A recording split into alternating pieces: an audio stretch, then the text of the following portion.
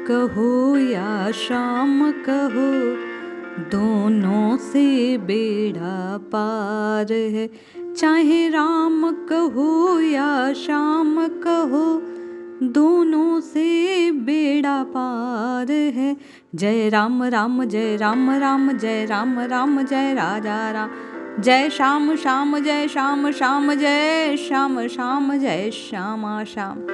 राम कृष्ण हरि जिस भी नाम की पुकार हो, जब सच्चे हृदय से होती है, प्रीति पूर्वक होती है, तो निश्चय ही राम जी की कृपा, श्री हरि की कृपा जीव को प्राप्त होती है।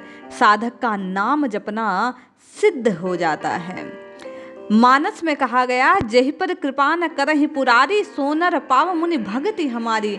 जिस पर भगवान शंकर की कृपा नहीं होती, उसे राम जी कहते हैं मेरी भक्ति नहीं मिलती। यहाँ सब बातें प्रभु के एकत्व को, एक भाव को प्रकट करती है कि ये राम कृष्ण हरि शिव आदि भिन्न भिन्न नहीं है।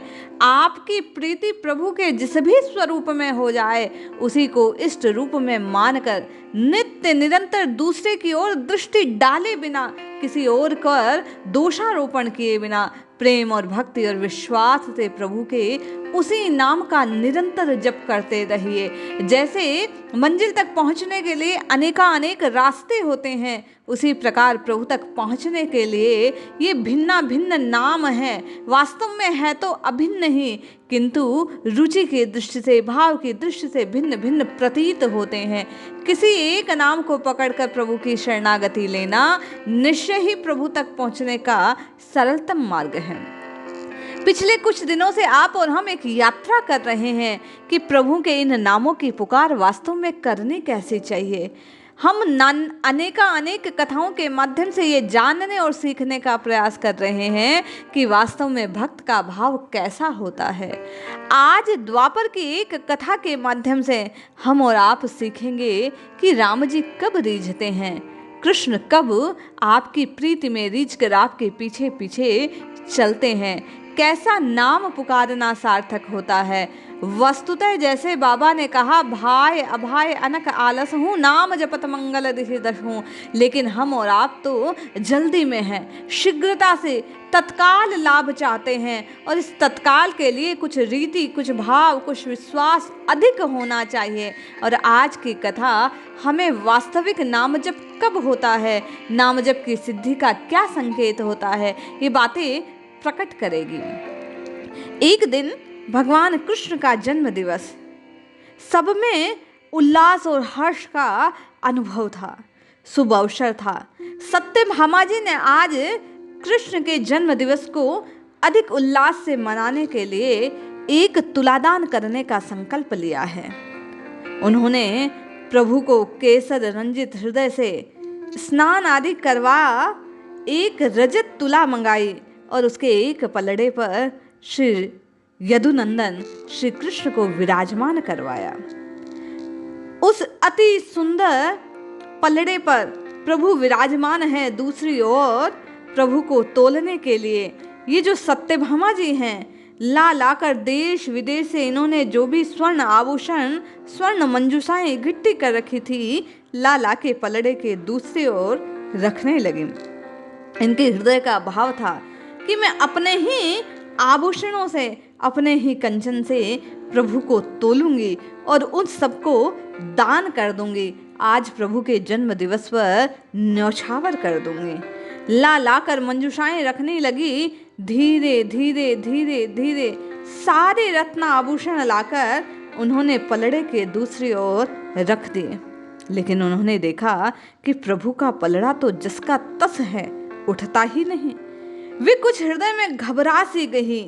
बाकी दासियां, रानियां उन्हें देखकर मंद मंद मुस्कुरा रही थी।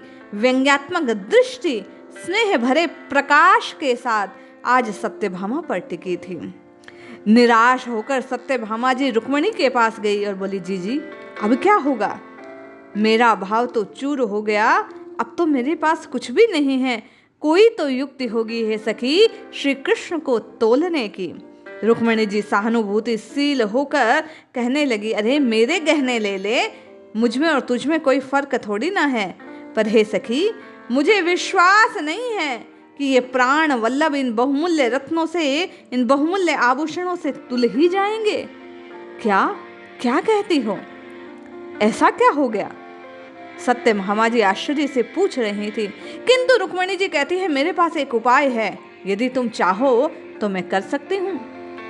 सत्यभामा तो केवल अपनी विजय चाहती थी, प्रभु को तोलना चाहती थी, दान देना चाहती थी, प्रभु पर न्यौछावर करना चाहती थी। उसने कहा, हाँ हाँ जीजी, क्या उपाय है, जल्दी करना। रुक्मिणी जी भीतर गई। कुछ क्षणों के पश्चात हाथ में एक कांच का लघु सा पात्र, एक कागज का टुकड़े लिए लौट आई। पात्र और पत्र दोनों प्रभु के विपरीत जो पलड़ा था, जिस पर वस्त्र आभूषण रखे हुए थे, स्वर्ण कांचन रखा हुआ था, बड़े ही हर्ष के साथ वे दोनों उस पर समर्पित कर दिए और प्रभु को तोलना प्रारंभ रखा। जैसे ही सत्यभामा ने कहा और लाकर रुक्मिणी जी ने वो उस पलड़े पर रखे, त्यों ही वो पलड़ा भारी हो गया और श्री कृष्ण का पलड़ा ऊपर उठ गया आकाश की ओर। प्रभु तुल गए। सत्यभामा ने देखा, ये कैसा? अहंकार में विनय को सम्मिलित करके वे रुक्मिणी जी के पैरों में गिर पड़ी और पूछने लगी कि ये क्या था, ये कौन सा त्रोटक कर डाला आपने, ऐसा क्या किया?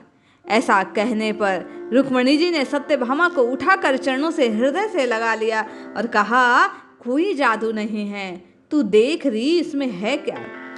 रुक्मिणी जी के कहने पर सत्यभामा ने उस कागज को उठाकर देखा तो खोलकर पढ़ती है, मैं तुम्हारी हूँ, तुम्हारी हूँ, तुम्हारी हूँ, मैं केवल तुम्हारी हूँ, ऐसा लिखा हुआ था। फिर हंस रही थी।